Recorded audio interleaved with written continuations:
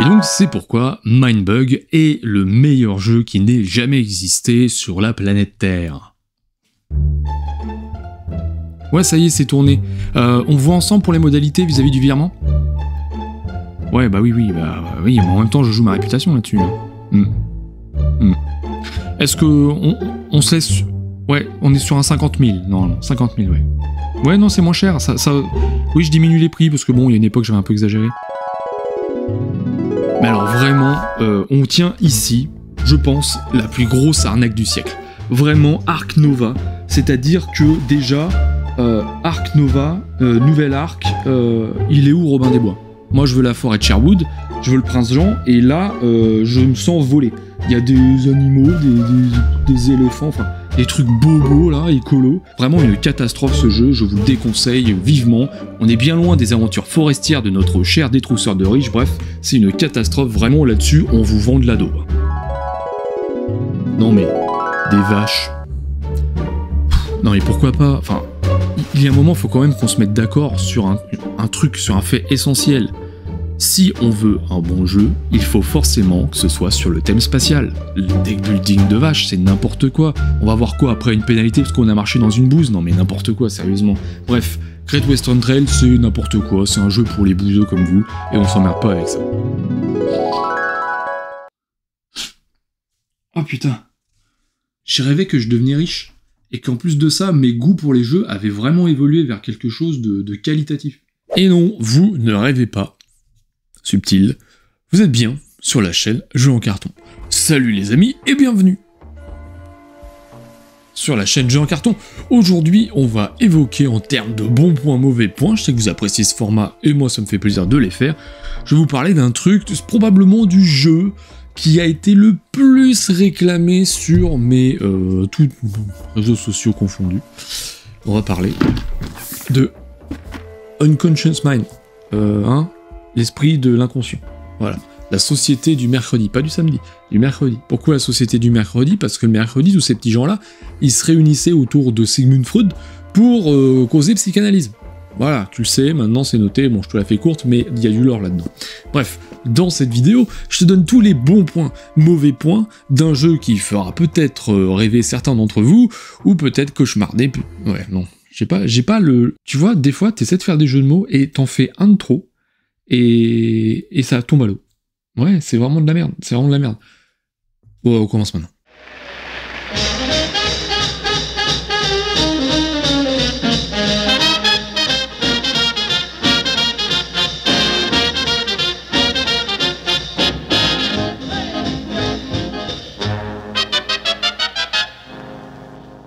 Donc tout d'abord, qu'est-ce que c'est qu'Unconscious Mind? C'est un jeu... Difficile à dire, t'as vu? C'est un jeu qui était à l'origine proposé en financement participatif. Là, c'est la version localisée par Lucky Duck, donc qui va sortir aux alentours du mois d'octobre, que je vous propose là, donc pour pouvoir vous en parler. Donc quel est le but du jeu? Eh bien, Unconscious Mind, la société du mercredi. C'est un jeu pour 1 à 4 joueurs dans lequel vous allez vous tartiner sur la tronche à coups de batte de... Pas du tout. Vous allez traiter des patients qui sont atteints de troubles, voilà, donc de troubles liés aux rêves. Donc on étudie les rêves, et par ce biais, on soigne les patients. C'est ce qui va se passer. Et ça fait gagner des points. Et des points, eh ben c'est bien, tu sais que c'est bien. Celui qui en a le plus, il a gagné. C'est comme ça que ça se passe. Donc, dans Unconscious Mind, tu vas jouer un des psychanalystes donc, qui accompagnait Freud, j'allais dire Zeus. C'est pas la même chose, on n'est pas sur la même catégorie de psychanalyse. Il y en a un, c'est un autre délire. Mais non, ici, on parle bien de psychanalyse, et alors vous allez donc incarner l'un des membres émérites de la société du mercredi, et vous allez donc causer un petit peu de tout ça, et l'idée c'est que vous allez réaliser des actions, bref, et le but ce sera d'obtenir le plus de points de victoire. Et comment est-ce que ça se passe? C'est bien, c'est simple, pendant votre tour, vous avez le choix entre de réaliser l'un des 3 tours disponibles. Un tour énoncé des idées, qui est en gros le tour principal, dans lequel vous allez placer des actions, des jetons, qui seront des jetons d'action, qui représentent des bulles, sortes des bulles de bande dessinée, et la queue des petites bulles de bande dessinée vont s'orienter vers une action, et donc dans ce cas-là, on va réaliser cette action, on pourra la faire 1 ou 2 fois en fonction de notre choix. Et à côté de ça, vous avez un autre tour qui est le tour de rassemblement des idées, qui permet de récupérer ces fameux jetons et de gagner un petit peu de café, qui est l'une des monnaies du jeu qui permet en instantané de faire des petits échanges, voilà, pour gagner des intuitions de ce genre de choses-là, j'y reviens juste après. Et le dernier tour, c'est celui de traitement des patients, bien évidemment, puisqu'on va gagner ce qu'on appellera donc des intuitions. On a un plateau circulaire avec 3 anneaux, un anneau intérieur, central et extérieur, et en gros ces intuitions, quand on va en gagner, on va les faire provenir du centre, et on va les faire évoluer sur les 3 tiers de disques qui existent. Chaque tiers a une couleur, ça représente finalement une intuition, je sais pas comment la représenter, mais en gros vous avez la liberté, vous avez la croissance, et vous avez la passion. Et ça, donc, ça va vous permettre, lorsque vous allez en gagner, vous avez 3 cercles, parce que plus vous vous éloignez du centre, plus les intuitions sont fortes, vous allez pouvoir les consommer pour soigner les patients en fonction de ce qui est prérequis par les rêves que vous avez piochés au moment où vous les avez récupérés. Complexe, t'as vu, parce que oui, quand t'as un patient, en fait, tu vas avoir 2 rêves. Tu as un rêve latent, celui tu piocheras au hasard, que tu mettras en dessous, et un rêve manifeste que tu pourras sélectionner dans une rivière. Et chacun de ces rêves, donc, ont des prérequis pour pouvoir, en intuition, pour pouvoir être traité. Lorsque l'on traite ces patients, on réduit la jauge de soins, et si on atteint le petit cœur jaune qui est sur la piste de soins, on atteint la catharsis du client, et donc dans ce cas-là, eh bien on retire la couche de douleur. C'est une carte transparente, t'as vu, comme ça, crocodile, c'est une carte transparente qui en gros va indiquer, il y a des formes, tu vois. Et en gros, tu vas retirer ça, tu gagnes des trucs, tu gagnes des points, tu gagnes du café, tu gagnes ce genre de choses-là, mais surtout, tu vas retirer cette petite rayure qu'il y a sur cette carte-là, qui permet de découvrir donc un effet permanent, quelque chose qui va altérer de manière positive ton jeu. Donc si ce sont des clients de routine, si ce sont des clients études de cas, il y a 2 niveaux de clients de routine, clients études de cas, ils sont un peu plus compliqués à soigner. Eh bien ceux-là, ils rapporteront des points de victoire à la fin de la partie en fonction de si on a réussi ou non à réunir les conditions qui sont indiquées, du type... ça. Si tu fais ça tant de fois, voilà. Mais autour de ça, il faut quand même s'accrocher à pas mal de choses. C'est que, donc, là je vous énonce très rapidement finalement les 3 types de tours, mais vraiment le tour énoncé des idées, celui où on va le placer, il va se passer pas mal de choses. Parce que là-dedans, on va pouvoir investir dans des tuiles d'action. Ces tuiles d'action, on va pouvoir les récupérer et les mettre sur notre plateau personnel. Ce plateau, donc c'est une grille de 3 par 3, on va pouvoir le déclencher en fonction de la position de notre encrier. Attention, on se perd. Non, on se perd pas. Parce que donc cette tuile d'action, tu l'achètes. Tu la mets sur la case la plus à gauche disponible de la ligne que tu souhaites. Très bien, je la mets là, parfait. Sauf que à chaque fois que tu vas faire une action, que tu vas placer un petit jeton de bande dessinée, faut me suivre, t'as vu, tu me suis, j'étais là, je suis revenu là. Et donc, tu vas placer tes petites bandes dessinées, tu les mets là, et qu'est-ce qui se passe? Il se passe que en face, donc tu auras un certain nombre d'encriers de dessinés. Ça indiquera le nombre de cases précis dont il faudra que tu déplaces ton encrier obligatoirement. Si c'est 2, c'est pas 1, c'est pas 3. C'est 2. Et donc ton encrier, tu le déplaces, et s'il arrive devant une ligne d'action, eh bien tu déclenches toutes les actions que tu as éventuellement achetées. Et ça, c'est vachement cool. Pourquoi? Parce que ça, tu vas y penser avant de placer tes petites bulles de bande dessinée pour faire tes actions. Parce que oui, en fonction de là où tu vas la placer, tu vas avoir donc un certain nombre d'encriers dessinés. Mais cette action que tu as là, tu peux placer des bulles sur chaque coin. Ouais.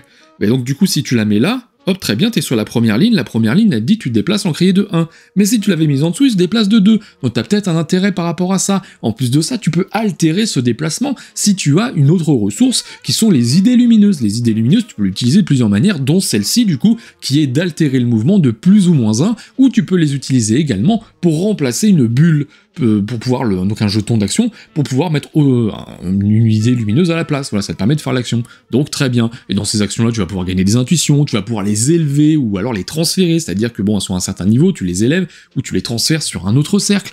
Tu vas pouvoir gagner des cartes, donc ce sont des cartes de recherche. Ces cartes de recherche, il y a une autre action pour pouvoir les jouer. Et lorsque tu les joues, en gros, tu en fais des ouvrages, donc en gros, tu écris, et dessus, tu vas obtenir donc des effets immédiats, peu importe, mais aussi des icônes seront nécessaires dans une autre action, mais ultérieurement, si tu as suffisamment d'ouvrages, tu vas pouvoir écrire un traités, et dans ce cas-là, les traités ce sont des tuiles où il y a marqué le nombre de volumes et de couleurs de volume qu'il te faut, mais si tu n'en as pas suffisamment, c'est pas grave, tu vas pouvoir en acheter aux petits copains à gauche à droite, qui sont pas tes copains, tu veux les éradiquer, c'est clair et net, mais voilà, tu peux les acheter aux petits copains, et dans ce cas-là, tu vas par contre leur permettre de gagner des points de victoire et des idées lumineuses. Mais toi, ça te permet de gagner beaucoup de points, voilà, bref. Et donc ce que je te disais, c'est qu'il y a un plateau principal, la ville de Vienne, bien évidemment, dessus, tu auras le meeple de Freud et les meeples de chaque joueur.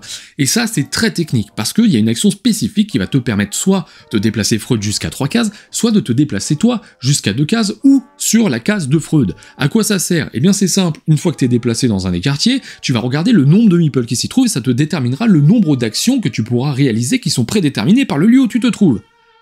Ça me gratte le genou. Il y a des moustiques en ce moment, faut faire attention. Donc, tu vas, par exemple, il y a un lieu qui va te dire, bah là, tu peux gagner du café, tu peux gagner une intuition rouge, là, donc de passion, voilà, la plus basse, ou tu peux échanger une intuition de passion contre le fait de piocher une carte. Voilà, et bah ça, tu le fais autant de fois que tu veux à partir du moment où tu as compté le nombre de meeples qui sont présents. Mais pas que, t'es pas obligé de prendre les meeples, tu peux aussi prendre les icônes que tu possèdes dans ton jeu, les icônes que t'as sur tes clients, les icônes que t'as sur les cartes ouvrages que t'as jouées, les icônes que t'as sur les traités que t'as écrits, pour pouvoir déterminer le nombre d'actions jusqu'à un maximum de 5. Tu vois, ça combotte sévèrement. Ça combotte sévèrement. Je te fais un résumé expéditif, hein, bien sûr, mais il y a beaucoup de choses à prendre en compte dans ce Unconscious Mind, notamment dans toutes les actions que vous allez réaliser, la planification des actions, la planification du déplacement de l'encrier qui va permettre de réaliser d'autres actions, bref, on en reparle de ces actions, cette grille d'actions, lorsqu'on va remplir entièrement une ligne ou une colonne, on va récupérer des intuitions de couleurs. C'est pas les mêmes que... ça me gratte encore. C'est pas les mêmes intuitions que les intuitions blanches, là, qui sont des intuitions banales, en gros, des intuitions de départ.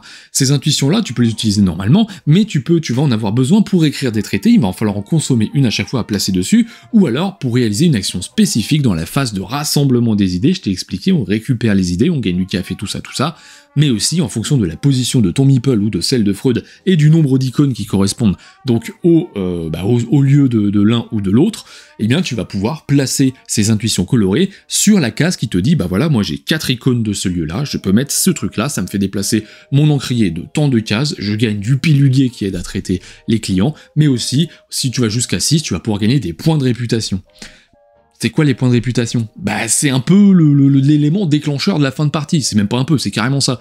En fait, les points de réputation, tu vas en gagner de plusieurs manières. Tu vas en gagner soit grâce à des objectifs de partie qui sont tout à fait simples, hein, donc le premier qui aura soigné 3 clients de routine, le premier qui aura soigné 2 clients études de cas, le premier qui aura soigné 5 clients, le premier qui aura réussi à placer 2 intuitions de couleur sur le plateau, le premier qui aura réussi à écrire de traités, bref, tu gagnes de la réputation.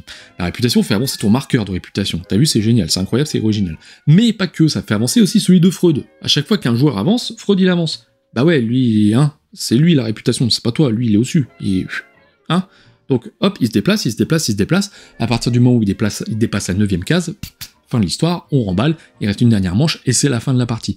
Donc les points de réputation, c'est important pour plusieurs choses, parce que tu vas progresser, tu vas gagner des points, très bien. Si tu es sur la première position à la fin de la partie, bah, tu vas gagner un max de points vis-à-vis de tout ce que tu as publié en tant que traité, et tous les patients que tu as soignés, le second gagnera un petit peu moins, mais il n'y a pas que ça, parce que lorsque tu vas arriver sur une certaine case grâce à ton encrier, tu vas pouvoir déclencher ta piste de réputation. Qu'est-ce que ça veut dire? Ça veut pas dire que tu gagnes de la réputation, non, ça veut dire que tu gagnes les ressources qui se trouvent au-dessus de ton marqueur de réputation, qui sont généralement des points de victoire ou du café. Mais pas que, tu vas aussi déclencher une autre action, l'action qui est sous le marqueur de Freud. T'as vu? Donc il va se passer un max de choses, c'est-à-dire que si tu réfléchis bien, énoncer des idées, tu places ça, tu dis, ah, si je place ça, je vais peut-être gagner ce point de réputation-là, si ce point de réputation-là, peut-être que Freud, je vais pouvoir lui faire cette action-là, mais à côté de ça, je vais pouvoir aussi utiliser mon encrier qui me permettra de faire ci. Bref, t'as compris, c'est du combo à balles dans ce Unconscious Mind, et donc je le redis, on termine lorsque Freud a dépassé les 9, et dans ce cas-là, dernière manche, on compte les points, fin de l'histoire, on remballe. Donc, énoncer les idées, rassembler les idées, traiter des patients, et on continue comme ça, ad vitam aeternam, jusqu'à ce que la fin de partie se déclenche. Maintenant, parlons peu, mais parlons bien. Bon point, mauvais point, pour l'instant j'ai rien donné, mais parlons des choses évidentes. Le matos est incroyable sur Unconscious Mind, c'est forcément un bon point. Le matos est fou, il épouse totalement la thématique qui est en plus de ça respecté, on a vraiment la sensation de vouloir traiter des clients et de tenter de réaliser des actions en conséquence, d'obtenir des intuitions, de les convertir, bref, il y a vraiment quelque chose qui est très en harmonie dans ce Unconscious Mind, entre ce qui est proposé vis-à-vis du matériel, ce qui est proposé vis-à-vis des illustrations, ce qui est proposé vis-à-vis de la thématique, donc la thématique des rêves, de la psychanalyse. Il y a une harmonie très forte autour de tout ça, et c'est vraiment très grisant de sortir Unconscious Mind et de profiter finalement du panorama qu'il nous propose, en plus du jeu riche qu'il est, parce que oui, Unconscious Mind c'est un jeu très riche et très combinatoire, et ça c'est également un excellent point pour ce Unconscious Mind. J'ai bien insisté sur ce point-là pendant la présentation, c'est que c'est un jeu qui va réellement jouer avec votre capacité à anticiper ou non, parce que oui, il va, au bout d'un moment, vous allez pouvoir anticiper un max de choses, anticiper le déplacement de l'encrier en fonction de quelle action vous allez réaliser, anticiper l'action que va pouvoir réaliser Freud si vous déclenchez la piste de réputation, de toutes les actions donc, que vous avez sur la ligne ou sur la colonne en fonction de ce que vous avez débloqué, bref, forcément, il y a un aspect combinatoire qui est très fort. Attention par contre, ça peut générer une phase d'analysis-paralysis assez importante, parce que oui, il y a pléthore de possibilités dans Unconscious Mind. Moi personnellement j'adore ça, mais si clairement vous êtes un joueur, ou si vous avez un joueur avec vous qui est plutôt lent, va falloir faire attention à ça. Le système de grille d'action est absolument génial, c'est un excellent point également. Le système de grille d'action, donc couplé au déplacement de l'encrier, j'en reparle, mais c'est vraiment un point essentiel finalement de Unconscious Mind, c'est de réussir à préparer sa grille de manière efficace finalement, puisque au bout d'un moment, lorsque vous avez réussi à faire en sorte d'avoir quelque chose d'harmonieux dans votre grille, peu importe où vous allez placer votre encrier, vous allez générer un max de choses qui sont pertinentes pour la progression pour votre progression dans le jeu. Et ça, c'est quelque chose que je trouve absolument génial, gros bon point pour cette grille d'action qui permet donc finalement d'avoir en plus des parties différentes, qu'on va avoir des effets différents, même si certaines tuiles sont en redondance dans les différentes piles. Bref, un bon point que cette grille d'action, associée également aux effets des clients de routine. Alors ça vous parle peut-être pas, mais chaque client de routine, donc les clients un peu faciles, voilà, ont leurs propres effets qui vont altérer votre manière de jouer, sauf que, en fonction de ce que vous allez piocher, en fonction de ce que vous allez traiter, eh bien ça va orienter votre jeu de différentes manières. Vous avez certains clients qui vont vous permettre de réaliser plus d'actions lors de la phase rassembler des idées, vous avez d'autres clients qui vont vous permettre de réaliser plus d'actions lors de la phase de déplacement des meeples, en fonction des icônes meeple, voilà, si ça vous revient, vous allez avoir en gros un bonus supplémentaire par rapport à ça. Vous avez certains clients qui vous permettront de remporter des idées lumineuses en fonction de certaines actions que vous allez réaliser, d'autres du café, ce genre de choses-là, et c'est très intéressant parce que vraiment, si vous réussissez à combiner les bons effets, eh bien vous allez pouvoir progresser assez rapidement vers quelque chose de plus intéressant, et donc commencer à traiter les clients études de cas, et ça c'est vraiment un bon point ce que propose Unconscious Mind dans cette dynamique, en tout cas, dans cette approche de quelque chose qui est finalement bien rejouable, même si je vais mettre un petit bémol immédiatement, il peut paraître extrêmement brouillon sur la table, ce Unconscious Mind, parce que, faut que j'arrête de le dire, Unconscious... UN. Bref, peu importe. Il paraît vraiment brouillon. Pourquoi ? Parce que lorsque vous allez commencer à jouer, au départ, très bien. Moi, par exemple, je propose le jeu, je fais comme d'habitude, je regarde un petit peu tout le monde ce qu'il fait. Moi, je fais pas trop attention à ce que je fais moi, mais c'est pas grave, au moins tout le monde s'éclate et tout le monde apprend le jeu. Sauf qu'au bout d'un moment, très rapidement, tu peux plus rien voir. C'est juste plus possible, parce que c'est un jeu qui propose assez peu d'interactions, finalement. Et donc, chacun va jouer son truc dans son coin. Mais il y a tellement de combos possibles et d'aspects... En plus, le jeu est assez permissif, ce qui permet finalement de faire des actions avant les autres. Il est très lâche là-dessus.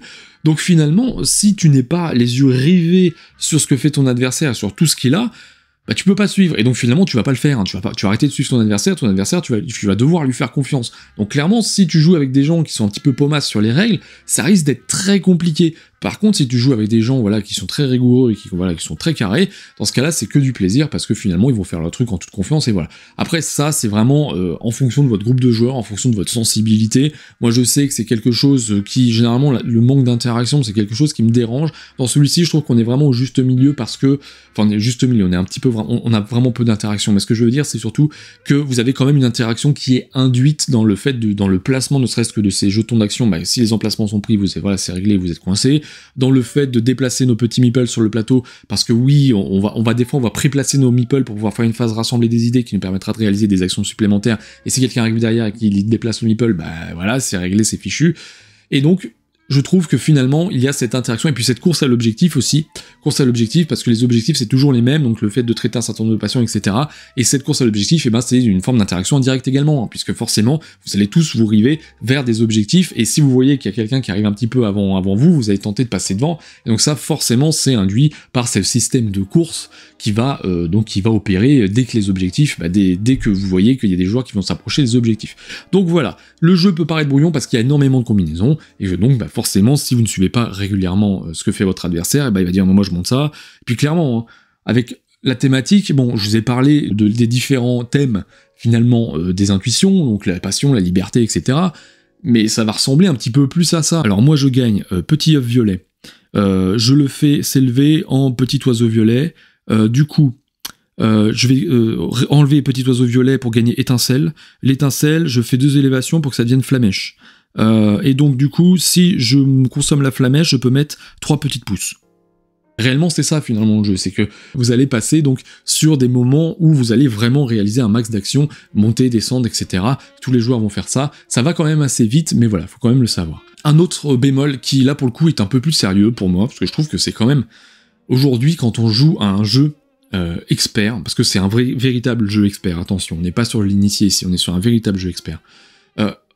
Avoir donc beaucoup d'icônes, beaucoup d'actions possibles, beaucoup de petites règles, et pas d'aide de jeu, c'est pas bon. Ça, c'est pas possible. C'est-à-dire que votre première partie, vous la passez dans le livre de règles.